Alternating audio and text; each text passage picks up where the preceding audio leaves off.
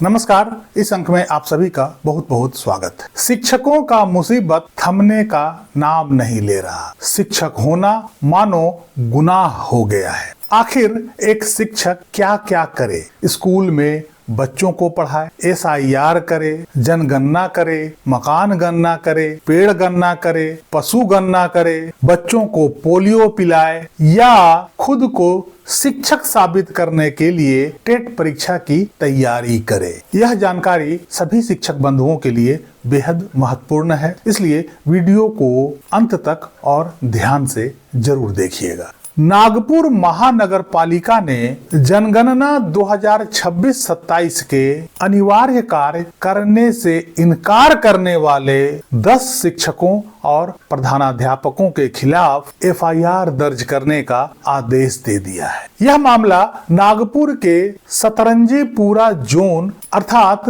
Zone 7 का है, जहां सहायक आयुक्त ने सोमवार को यशोधरा नगर पुलिस स्टेशन में इस संबंध में 10 शिक्षकों के खिलाफ शिकायत दर्ज कराई है। इन शिक्षकों पर आरोप है कि जनगणना कार्य के लिए पर्यवेक्षक और प्रगणक के रूप में नियुक्त किए गए इन कर्मचारियों ने बार बार दिए गए निर्देशों के बावजूद अपने नियुक्ति आदेश स्वीकार करने से बिना किसी वैध कारण के मना कर दिया था। उन शिक्षकों के ऊपर यह कार्रवाई राष्ट्रीय कर्तव्य से बचने और नियुक्ति आदेश न लेने के कारण की गई है। नगर निगम अधिकारियों के मुताबिक केंद्रीय गृह मंत्रालय और महाराष्ट्र राज्य जनगणना निदेशालय के निर्देशों के अनुसार जनगणना जैसे राष्ट्रीय कार्यों के लिए शिक्षकों और प्रधानाध्यापकों की तैनाती अनिवार्य है। इस पूरे मामले में नगर निगम के कनिष्ठ अभियंता पुरुषोत्तम कांठवार को पुलिस के साथ समन्वय कर FIR दर्ज करने की जिम्मेदारी सौंपी गई है। शिक्षकों और शिक्षक संघों ने इस कार्रवाई पर बड़ी नाराजगी जताई है। उनका तर्क है कि परीक्षा का समय होने के कारण शिक्षक पहले से ही शैक्षणिक कार्यों के बोझ के तले दबे हुए हैं। इसके अलावा निजी गैर सहायता स्कूलों के शिक्षकों के बजाय पहले सरकारी कर्मचारियों को इस कार्य के लिए लगाना चाहिए। नागपुर के अलावा हरियाणा में भी शिक्षकों को जनगणना ड्यूटी पर लगाने का विरोध आम आदमी पार्टी द्वारा किया जा रहा है, जहां पहले से ही शिक्षकों की भारी कमी बताई जाती है। अब इसका हम कानूनी पहलू को समझते हैं कि क्या शिक्षकों पर ऐसी कार्रवाई की जा सकती है? क्या शिक्षक इन कार्यों को करने के लिए बाध्य हैं? और यदि शिक्षक कार्य करने से मना करते हैं तो क्या उनके ऊपर FIR हो सकती है या उनके ऊपर कोई कानूनी कार्रवाई की जा सकती है? इस संबंध में मुख्य रूप से 3 कानूनी पहलू इन्वॉल्व है। पहला है जनगणना अधिनियम 1948।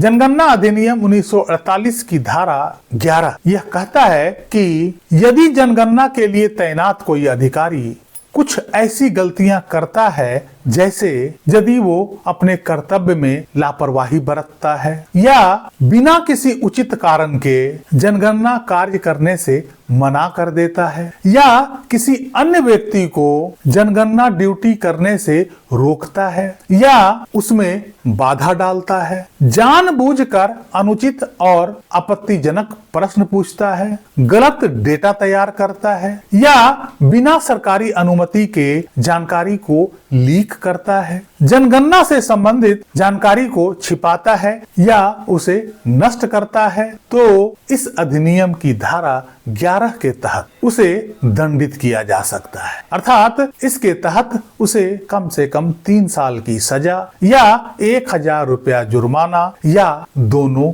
हो सकता है। दूसरा है भारतीय न्याय संहिता की धारा 223, जिसके तहत यदि लोक सेवक द्वारा जारी किए गए आदेश की अवज्ञा की जाती है तो उसके लिए 6 महीना से 1 साल तक की सजा का प्रावधान किया गया है या 2500 से लेकर 5000 रुपए तक की जुर्माना या दोनों का प्रावधान है। तीसरा है RTE एक्ट 2009 की धारा 27। वैसे तो आरटीई एक्ट 2009 की धारा 27 मुख्य रूप से शिक्षकों को गैर शैक्षणिक कार्यों में शिक्षकों को लगाए जाने पर रोक लगाती है, लेकिन इसके 3 अपवाद हैं। अर्थात शिक्षकों को इन 3 कार्यों में लगाया जा सकता है। पहला कार्य है कि सेंसस अर्थात 10 वर्षीय जनगणना का जो देश में प्रावधान है, उस जनगणना में शिक्षकों को लगाया जा सकता है। दूसरा है आपदा राहत कार्य अर्थात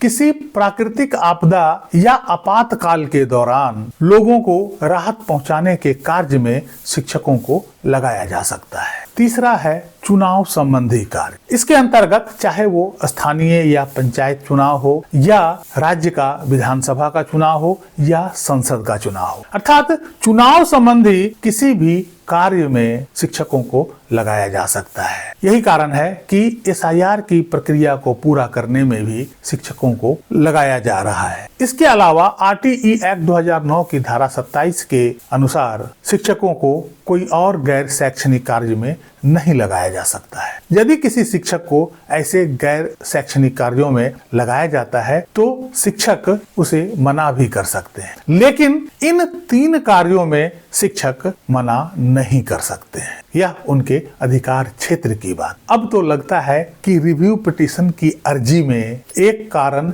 यह भी जोड़ना होगा कि आखिर शिक्षक एसआईआर, चुनाव और जनगणना के बीच टेट की तैयारी भला कैसे करे। इस अंक में यहीं तक। कैसी लगी जानकारी कमेंट करके जरूर बताइएगा। अपना ख्याल रखिएगा। इन कानूनी पहलुओं को ध्यान में रखते हुए कोई निर्णय लीजिएगा। वीडियो को लाइक कीजिएगा, चैनल को सब्सक्राइब कीजिएगा। मिलते हैं अगले अंक में, तब तक के लिए जय हिंद, वंदे मातरम।